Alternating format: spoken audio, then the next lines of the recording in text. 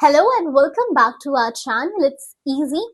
Switzerland का नाम सुनते ही दिमाग में सबसे पहले वहां की बर्फ से ढकी पहाड़ियां और हसीन वादियां आती हैं। लेकिन एक इंडियन ट्रैवलर के लिए वहां तक पहुंचने का सबसे बड़ा रास्ता है स्विट्जरलैंड वीजा। आज के इस वीडियो में मैं आपको स्टेप बाय स्टेप बताने वाली हूँ कि कैसे आप अपना वीजा प्रोसेस बिना किसी गलती के पूरा कर सकते हैं, ताकि आपका रिजेक्शन का डर बिल्कुल खत्म हो जाए। तो चलिए शुरू करते हैं एकदम डिटेल के साथ। सबसे पहले तो ये समझ लीजिए कि स्विट्जरलैंड एक शेंगन देश है। इसका मतलब ये है कि अगर आपके पास स्विट्जरलैंड का वीजा है तो आप यूरोप के 29 और देशों में भी घूम सकते हैं। इंडियंस को वहां जाने के लिए टाइप सी शेंगन वीजा की जरूरत होती है अगर आप 90 दिनों से कम के लिए जा रहे हैं। अगर आपका प्लान पढ़ाई या नौकरी का है तो फिर टाइप डी वीजा लगता है। लेकिन आज हम बात करेंगे उन लोगों की जो घूमने फिरने या बिजनेस के लिए जा रहे हैं। इस वीजा पर आप 180 दिनों के पीरियड में मैक्सिमम 90 डेज तक रह सकते हैं। अब बात करते हैं सबसे जरूरी चीज की, यानी कि खर्चा।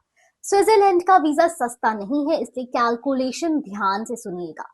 2026 के हिसाब से एक एडल्ट के लिए वीजा फीस 90 यूरो है।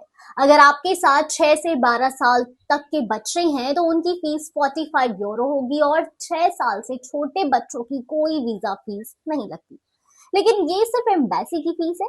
इसके ऊपर आपको वीएफएस ग्लोबल के सर्विस चार्जेस देने होते हैं जो लगभग 2690 रुपीज के आसपास होते हैं।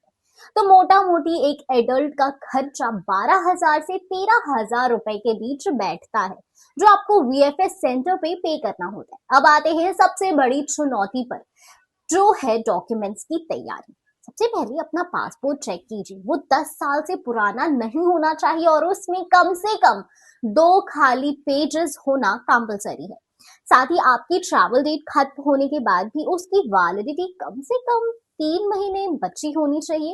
इसके बाद आपको चाहिए 2 फोटोज। फोटो का साइज 35 बाई 45 होना चाहिए। बैकग्राउंड बिल्कुल सफेद हो और आपका चेहरा 80% एरिया कवर करे। याद रखिए, फोटो में स्माइल नहीं करनी है, बिल्कुल न्यूट्रल एक्सप्रेशन होना चाहिए और ये 6 महीने से पुरानी नहीं होनी चाहिए। डॉक्यूमेंट्स में सबसे इंपॉर्टेंट होता है आपका cover letter, travel itinerary. Cover letter में आपको एक एक दिन का हिसाब देना होगा कि आप कब कहाँ जाएंगे, किस होटल में रुकेंगे और आपका वापस आने का इरादा कब है। इसके साथ आपको राउंड ट्रिप फ्लाइट टिकट्स की बुकिंग और हर दिन की होटल बुकिंग दिखानी पड़ेगी। एक और जरूरी चीज है ट्रैवल इंश्योरेंस। ये कम से कम 30,000 यूरो का होना चाहिए, जो पूरे शेंगन एरिया में वैलिड हो। फाइनेंशियल प्रूफ के लिए पिछले 6 महीने की बैंक स्टेटमेंट चाहिए, जिस पर बैंक की सील और सिग्नेचर हो। अगर आप नौकरी करते हैं तो 3 महीने की सैलरी स्लिप और ऑफिस से लीव सैंक्शन लेटर बहुत ही जरूरी होता है। और अगर आपका अपना बिजनेस है तो जीएसटी रजिस्ट्रेशन और पिछले 3 साल की आईटीआर दिखानी होगी। अब बात करते हैं प्रोसेस की। सबसे पहले आपको स्विट्जरलैंड की ऑफिशियल वेबसाइट या वीएफएस ग्लोबल की साइट पे जाके अपना वीजा एप्लीकेशन फॉर्म ऑनलाइन भरना होगा। फॉर्म भरने के बाद आपको एक अपॉइंटमेंट स्लॉट बुक करना होगा।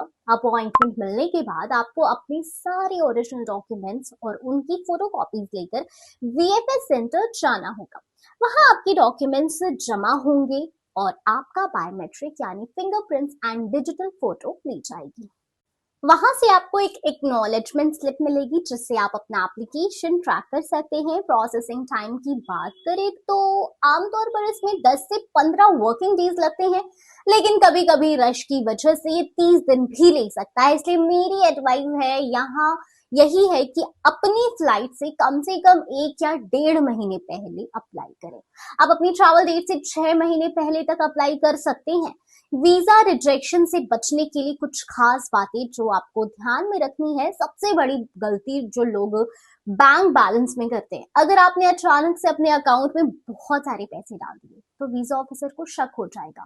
पैसा धीरे धीरे मेंटेन कीजिए। दूसरा, आपका कवर लेटर और होटल बुकिंग मैच करना चाहिए। अगर आपने होटल कैंसिल कर दिया और एम्बेसी को पता चला तो वीजा रिजेक्ट हो सकता है। और सबसे जरूरी ये साबित कीजिए कि आपका इंडिया में स्ट्रॉन्ग कनेक्शन है। चाहे वो आपकी फैमिली हो, प्रॉपर्टी हो या परमानेंट जॉब, ताकि उन्हें यकीन हो कि आप घूमकर वापस जरूर आएंगे।